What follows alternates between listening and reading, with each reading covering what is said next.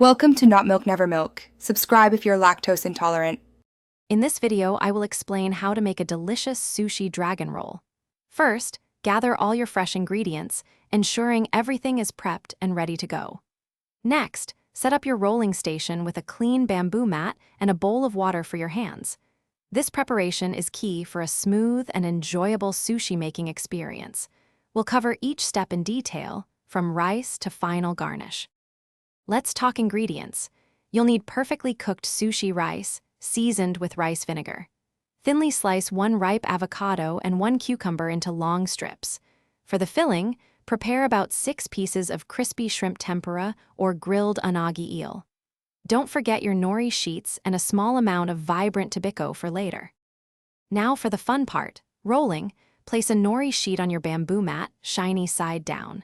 Spread a thin, even layer of sushi rice over about 2/3 of the nori. Flip it over, then arrange your tempura or eel, cucumber, and a few avocado slices in the center. Roll it up tightly, using the mat to create a firm, cylindrical shape. Gently press to secure. To create the dragon scales, thinly slice another half avocado and arrange the slices overlapping on top of your rolled sushi.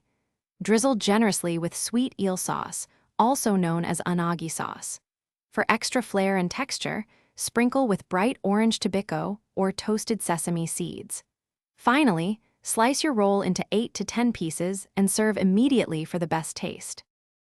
Thanks for watching. If this was helpful, leave a like and consider subscribing. See you next time.